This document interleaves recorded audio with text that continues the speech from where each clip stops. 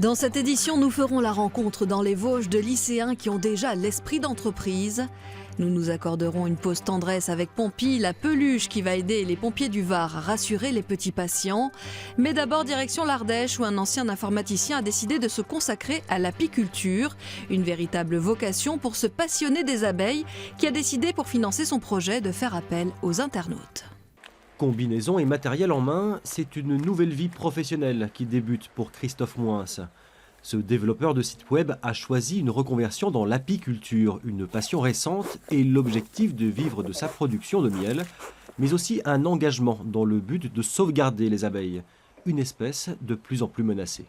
Ça a plus de sens, oui, c'est plus concret. Quand on sait que 35% de notre nourriture dépend des abeilles, on a envie de s'impliquer et de participer à la sauvegarde de ces petites pollinisatrices indispensables. Mais l'apiculture reste une activité coûteuse, comptez plus de 300 € pour une ruche et sa colonie. Alors l'ancien informaticien a décidé d'impliquer le plus grand nombre dans son projet via le financement participatif.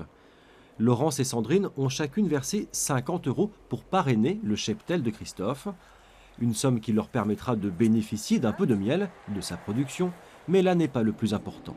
C'est pas le but du tout. Le but, c'est de savoir, d'avoir compris que son projet était vraiment plus qu'intéressant pour la nature, pour la vie autour de moi. Et ben, si je peux faire une petite part, quelle que soit la part que je dois faire, voilà, je la fais. Surtout sur des petites structures comme les nôtres. Quand vous voyez une nature pareille, vous n'avez vraiment pas envie de la gaspiller, quoi. La campagne de financement participatif a bien démarré. En 10 jours, près de 50% de la somme a déjà été récoltée. Pour les pompiers, les interventions auprès des enfants sont toujours sensibles. Désormais, ils disposent d'un atout de charme pour communiquer plus facilement avec les plus jeunes. Pompie, un ourson tout mignon sur lequel les enfants pourront montrer là où ils ont mal. Rencontre avec la mascotte dans le Var. C'est la nouvelle mascotte des pompiers du Var. Un regard attendrissant, un pelage clair et délicat et des bras accueillants. Dorénavant, Pompie, le petit ourson emmailloté aux couleurs de la caserne, renforce les effectifs. Cette peluche, qui est un vrai outil pour vous, va vous servir à appréhender cette prise en charge, aidant ainsi l'enfant à montrer où il a mal, et aidant également le pompier à montrer ce qu'il va faire. Je vais te mettre un pansement en utilisant la peluche. Sa forme, ses dimensions et son expression ont été travaillées avec des pédopsychiatres pour rassurer. L'ourson a pour mission de créer le contact avec les enfants accidentés et d'aider à situer le traumatisme. Elle s'est tordue la cheville. Je t'ai tendu la cheville, celle-là? Oui. D'accord. Mon collègue, il va regarder, d'accord? Et moi, je vais t'offrir quelque chose. Regarde. Montre-moi sur la peluche où tu as mal. Là, c'est sur le dessus. Ouais. Est-ce que la peluche, elle a très très mal? Oui. Faire oublier la douleur et aider à montrer d'où vient le mal. L'ourson rassure et fait gagner un temps précieux. Ça nous permet d'avoir un interlocuteur pour un enfant qui est apeuré, qui a 3 personnes qu'elle ne connaît pas, une situation de stress. Et ça la rassure, ça lui rappelle le cadre familial. Ça peut lui permettre d'exprimer à travers la peluche une douleur, une plainte, quoi que ce soit. Les oursons sont offerts aux enfants. 3 ou 4 peluches par ambulance ont été financées par l'Union des sapeurs-pompiers du Var. Et pour développer le projet sur le long terme, pour chaque peluche achetée au prix de 19 €, une autre est offerte aux pompiers.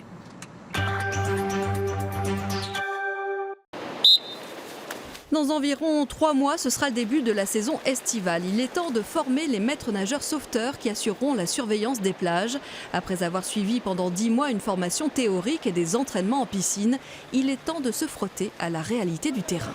On a l'habitude en piscine, donc là, dans la mer, les pannes, j'ai l'impression qu'elles ne servent à rien. Il faut s'exercer plus. Ça va venir, là, c'est le premier week-end. Au total, cet été, ce seront 1300 sauveteurs de la SNSM qui seront répartis sur tout le territoire français. Enfin, il n'y a pas d'âge pour devenir son propre patron. La preuve dans ce lycée des Vosges où des élèves ont monté leur mini-entreprise. Ils ont même un produit phare, un étui nomade pour huiles essentielles qu'ils fabriquent et commercialisent via Internet. Petit et pratique, voici l'étui nomade.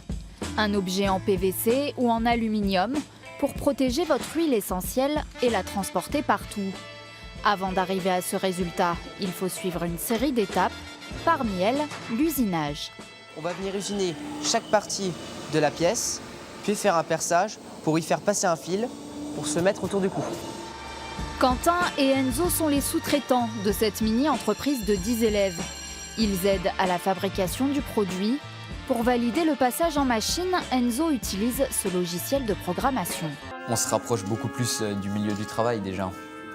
C'est beaucoup plus du concret, c'est de la pièce qui va devoir être vendue, commercialisée, alors que tout ce qu'on fait pour l'école, on fait ça dans le vent en fait. Enfin, pas dans le vent, ça nous apprend, mais les pièces, elles n'ont pas d'utilité. Pour gérer cette entreprise de A à Z, les élèves se réunissent 3 fois par semaine. Ils ne se contentent pas de fabriquer l'étui, ils le vendent aussi sur Internet. On va essayer de pousser vraiment le projet assez loin pour se retrouver dans des conditions vraiment réelles. C'est-à-dire que définir le prix de revient d'un produit, en fonction de quoi, on a bien sûr affaire à des partenaires qui nous guident, mais c'est vrai que c'est aux élèves à essayer vraiment d'aller le plus loin possible dans la professionnalisation du projet. Un test grandeur nature avant l'entrée dans la vie professionnelle. C'est toujours une expérience qu'on peut mettre sur un CV, qu'on peut mettre sur une lettre de motivation, de dire que voilà, on a déjà une expérience dans le domaine, qu'on sait faire quelque chose et qu'on ne démarre pas à zéro. En fait. Pour ça, on se met en confiance de se dire que pour plus tard, on part avec, on a un bagage en fait.